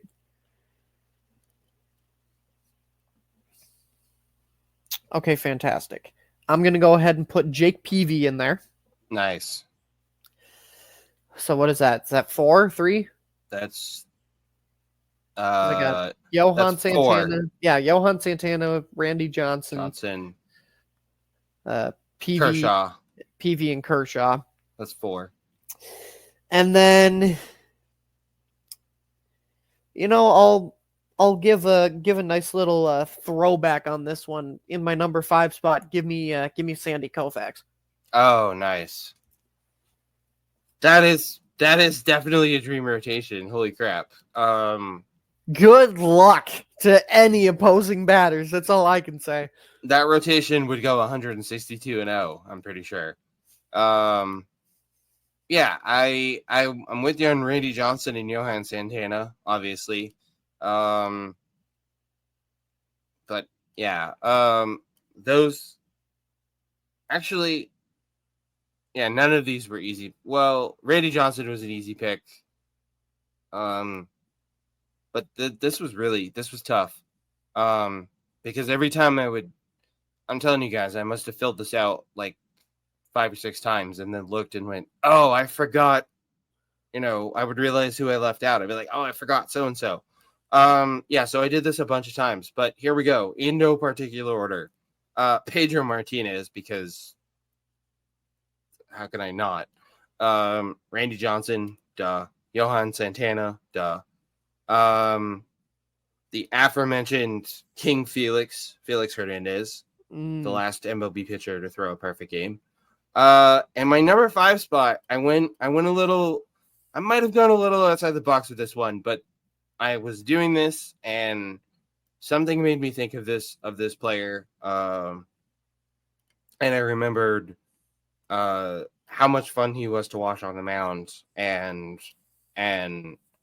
might not always have been, might not be on any of the, greatest pitchers of the whatever list or anything, but I don't really give a damn. Mr. Roy Halladay.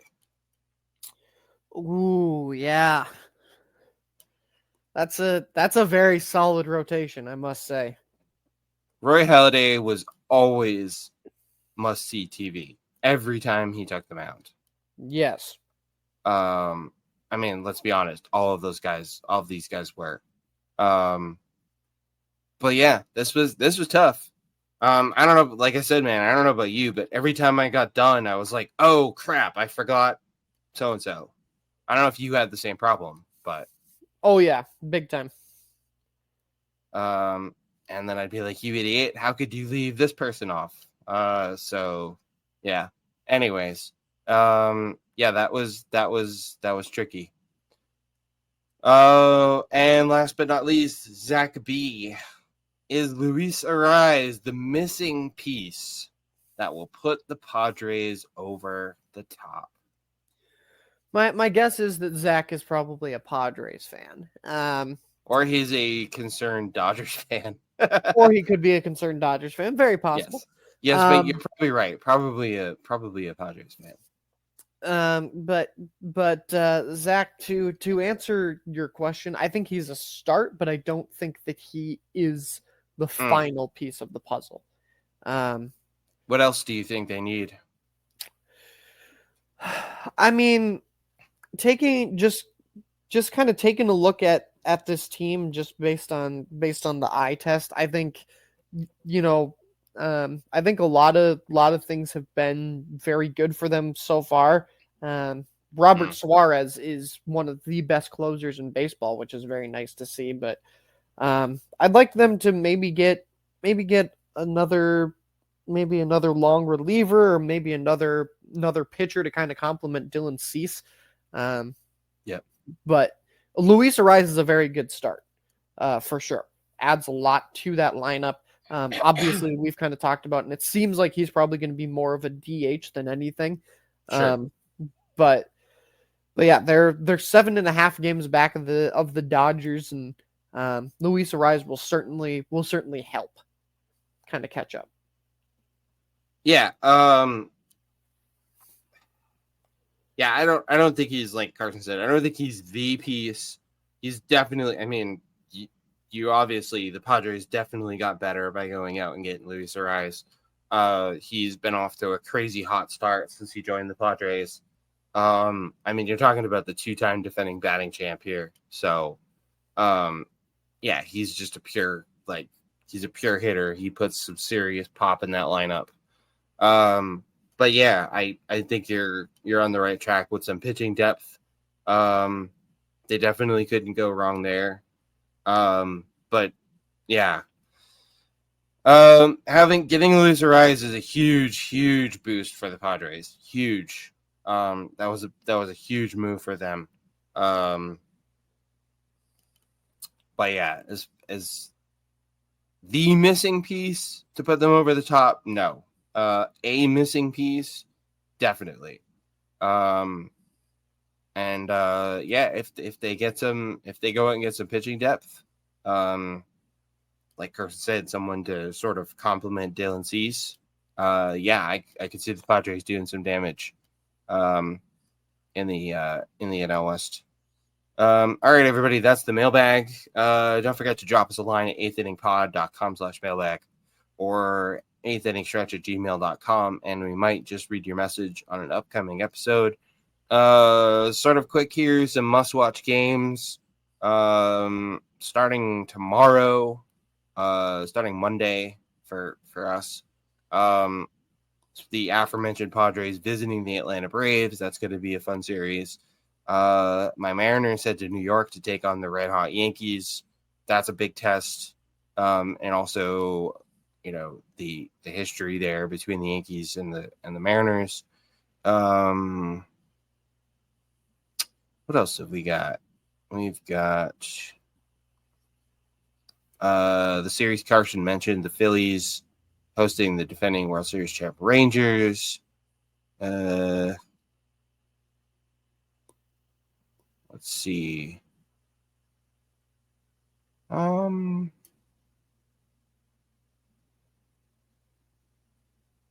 I think that's kind of it. There's not a whole lot else. Yeah, there's some kind of crappy. There's some kind of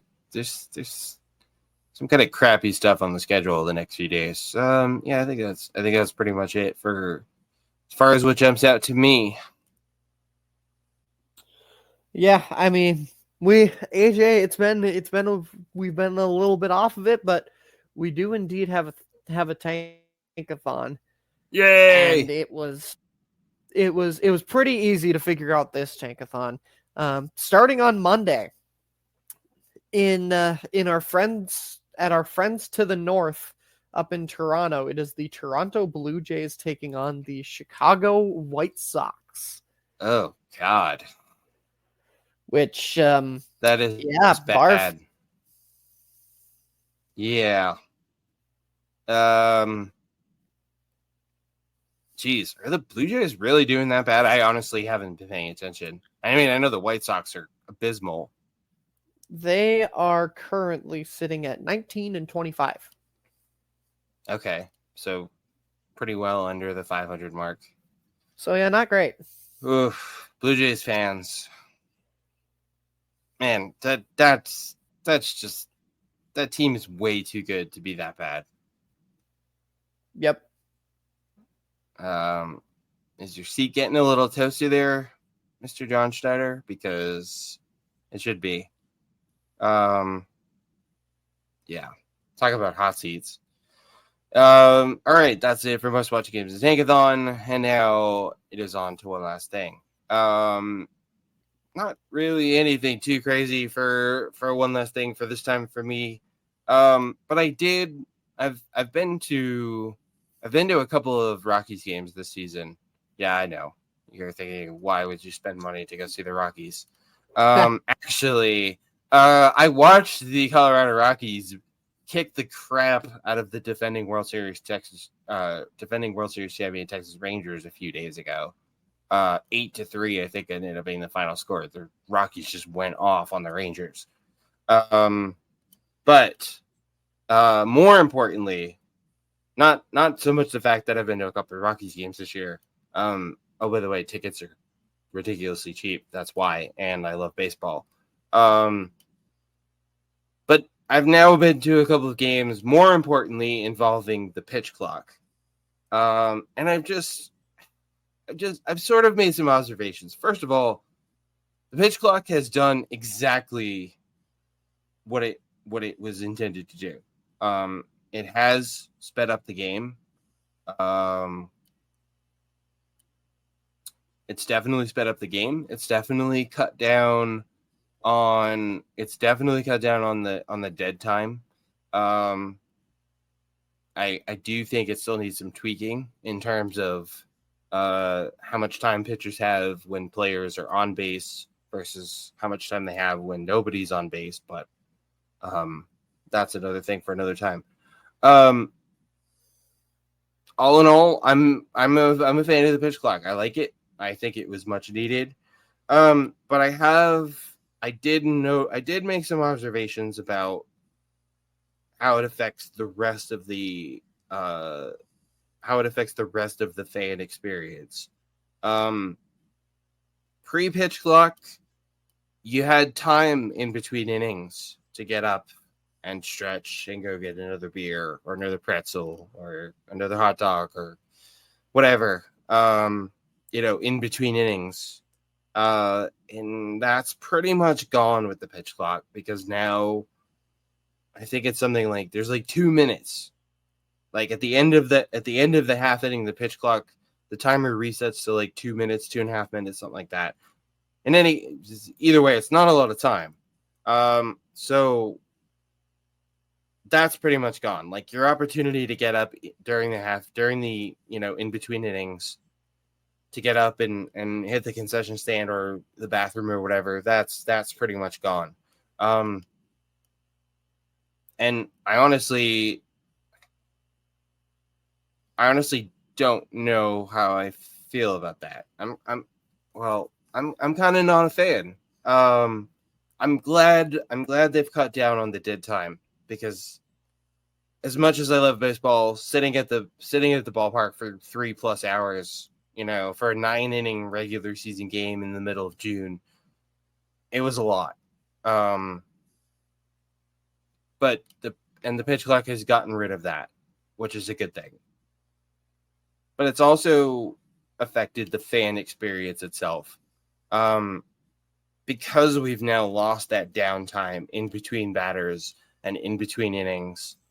Even the 7th inning stretch, the 7th inning stretch used to be, the 7th inning stretch, get up, stretch, walk around, hit the concession stand before they stop selling beer. Although now they sell beer until the middle of the 8th inning because the games are moving so much faster, which is, that is what it is. I like what the pitch clock has done for the pace of play and for the game on the field. I'm not so much a fan of what it's done to the experience off the field. But if it's a trade-off between not being able to go get that last beer and having a game, wrap up in 2 hours, 15 minutes, 2.5 hours, rather than 3 hours and 15 minutes, I guess that's where we're at. And I guess that's a trade-off we have to make. Yeah. Well said. And sorry, that was a bit rambly, but no, it's good. It's definitely fair. It's just stuff I've noticed. Just observations I made because I hadn't been to a game with the pitch clock until this year. So obviously, it's definitely changed the experience. It's definitely changed the experience. And I got to be honest, it's kind of awesome being, it's kind of awesome having the game over in 2 hours and 15 minutes, and getting out of the ballpark at a decent time and therefore getting home at a decent time for night games. That's kind of cool, but absolutely. Yeah. Anyways. Yeah. For my one last thing, I had a few different topics that I was potentially thinking about and, talking about went to a AAA game for the first time in a long time. Nice. or I'm talking jealous. or talking about and doing a little review on the Peacock documentary I got into yesterday about the 1990 New York Yankees, but Oh, I saw that. I'll probably save that for when I actually finish it because I'm not quite done with it. But for those of you who don't like when one last thing is not about baseball, Oh boy, you here we go. can go ahead and turn off now because we need to talk about Harrison Butker.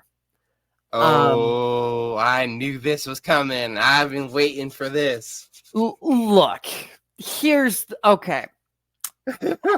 In case you are, Get in your case you have popcorn, been, ladies and gentlemen. This is gonna be good.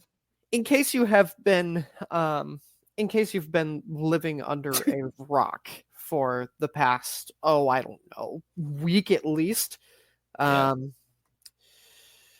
Oh boy. Apologies, by the way, if this thing gets a little rambly and because my thoughts aren't exactly put together on this. But Isabel Butker's husband, who he will be referred to from now until the end of this, is a kicker for the Kansas City Chiefs, who, in case you've been living under a rock, made a certain speech at a commencement ceremony at a Catholic college, and basically talked about how he thinks that most of the girls who were in the audience would be most excited about fulfilling their vocation as wives and as mothers instead of, using the diploma that they had worked for 4 years in order to acquire. Um, let me start by saying this. I found a clip online as as this was trending all over social media, of something that, oddly enough, somebody that I don't really agree with a whole lot, Whoopi Goldberg had said on The View about this situation, in that, at the end of the day, those are his beliefs. I don't necessarily have to agree with them. He was speaking at a Catholic college. He is a devout Catholic. Those are his beliefs. But at the end of the day, that also doesn't mean that I can't tear him to shreds for having said beliefs. AJ, I don't even know where to start in how infuriated I am about this. I mean, let's just start with the point of basically the fact of, let's start with, before even that part of this speech, basically talking about, talking smack about the president, and he talks about how, like, masculinity has been lost in society today, and it's like, God. apparently his definition of masculinity, as well as the whole family construct, still lives in the 1960s, where the man comes home from work and he's expected to be greeted with a sandwich. But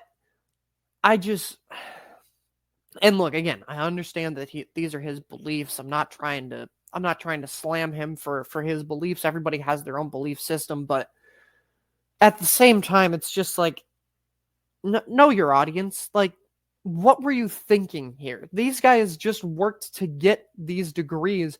And, like, for example, I just recently got a new role within my company. My boss is a woman. Do I have an issue with that? Absolutely not. She's amazing. I really enjoy working underneath her. Like, what is the problem with girls going out and having, and that's a piece de resistance, AJ. Some of you may have great careers, is what he said. Some of you, not most of you, not at a college ceremony where they just put a ton of money in order to work towards their career goals and dreams. Some of you will have good careers. But most of you, you're excited to be a wife. You're excited to be a mother. I know that my wife didn't really feel her purpose in life until she became a wife and a mom. That is such utter, like, saying that it's bullshit is an insult to bullshit.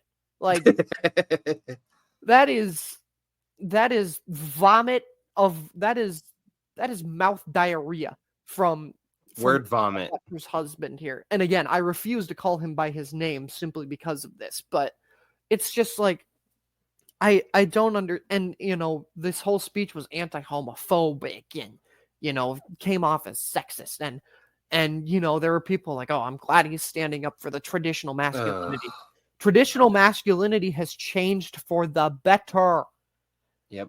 Like mental health is important now. Like the traditional masculinity has changed. The traditional role of the woman in society has changed. Hello, Harrison. It is the year 2024. Wake up. It's just so infuriating that there are still people out there that have these beliefs. And again, these are their beliefs. I just happen to think they're wrong extremely. But it's so frustrating that we continue to take steps backwards as a society. It feels like instead of taking steps forward, where, you're addressing a group of college graduates. And again, I can't speak for them, but I can guarantee you more of them were excited about their careers and nobody was thinking, gosh, I worked so hard to get this degree. I can't wait to be a wife and a mom. Like, who's thinking that at their college graduation ceremony? Like, honestly. And it's so infuriating to have somebody and AJ, that's the crazy thing about this. This was at a graduation ceremony, and this was the topic of his speech.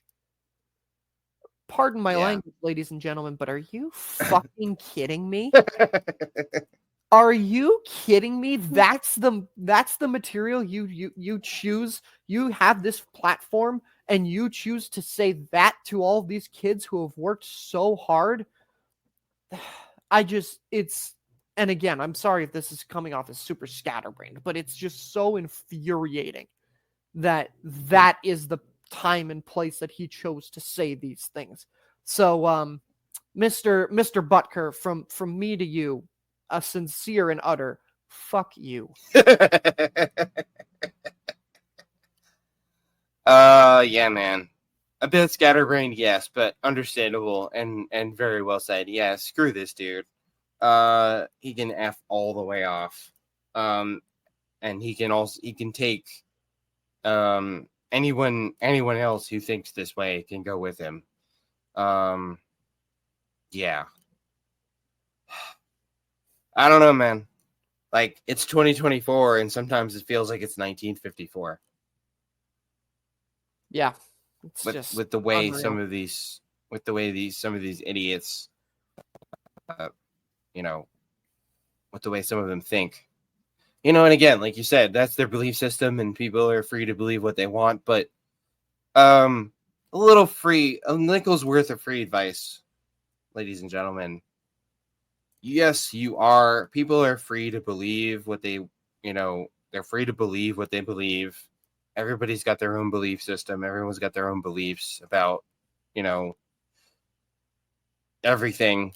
But just because you believe a certain way does not, I repeat, does not give you the right to force that belief system on anyone else like Mr. Butker did. Yeah, it's just so infuriating that this still exists. Yeah, it really is. I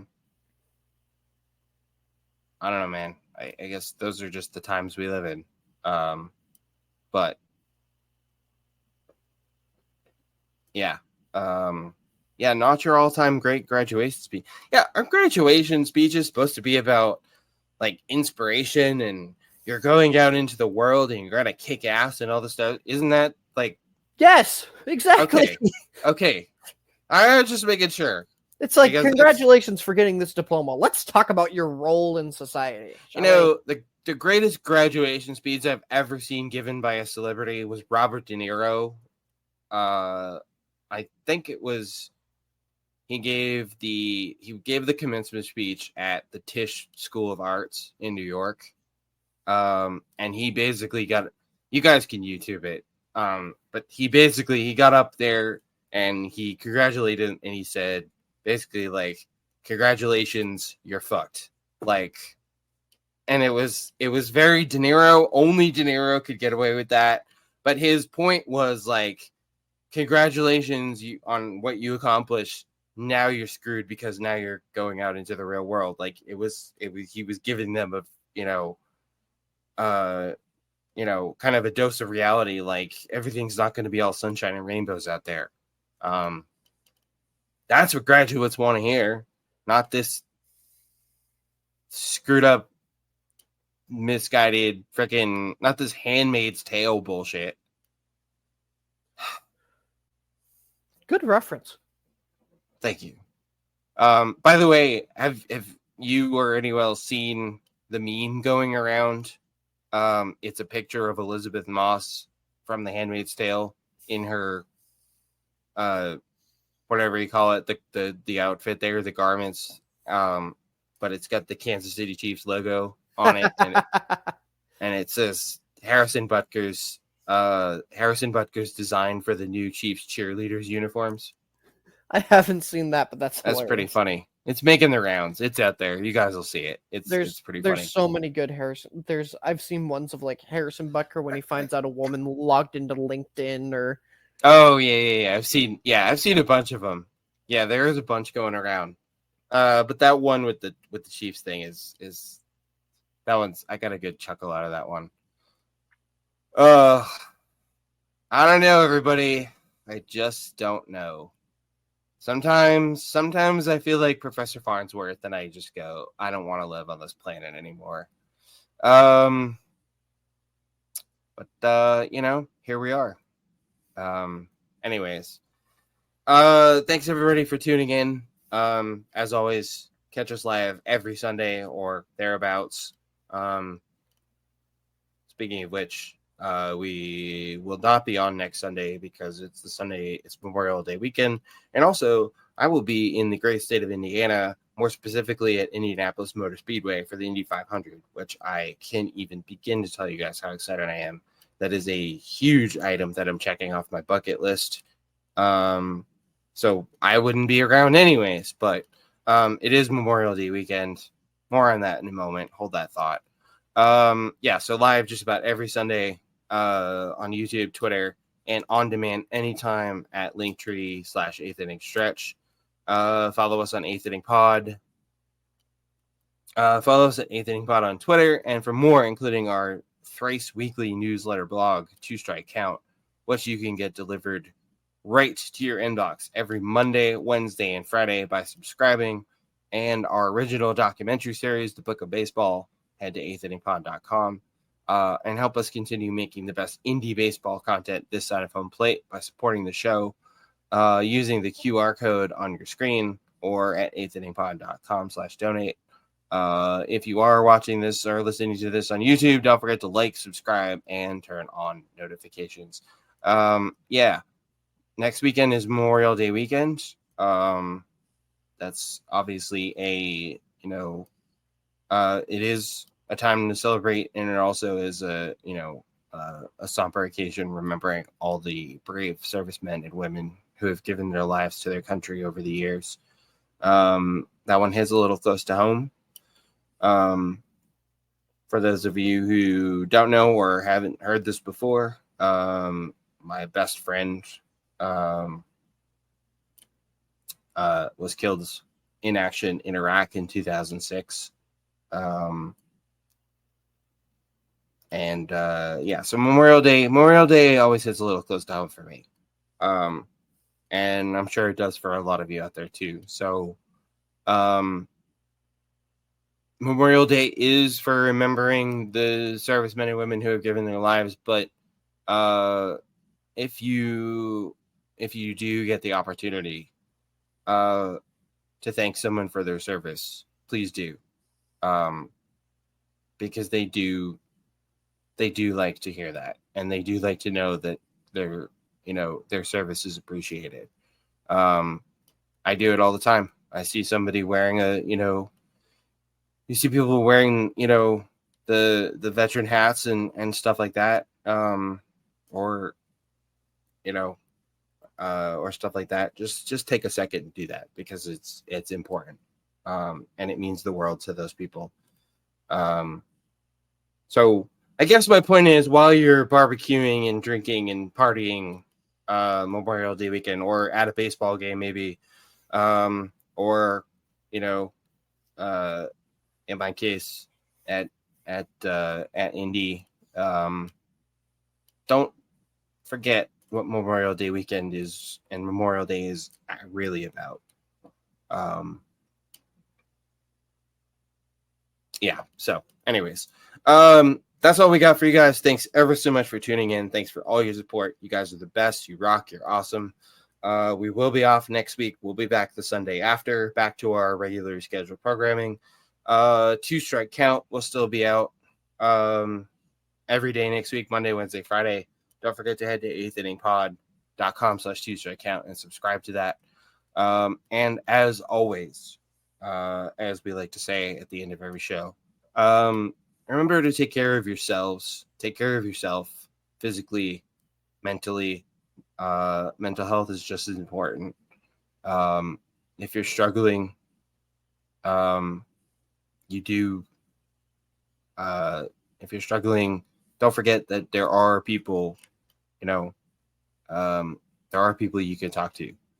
But yeah, take care of yourselves and take care of each other.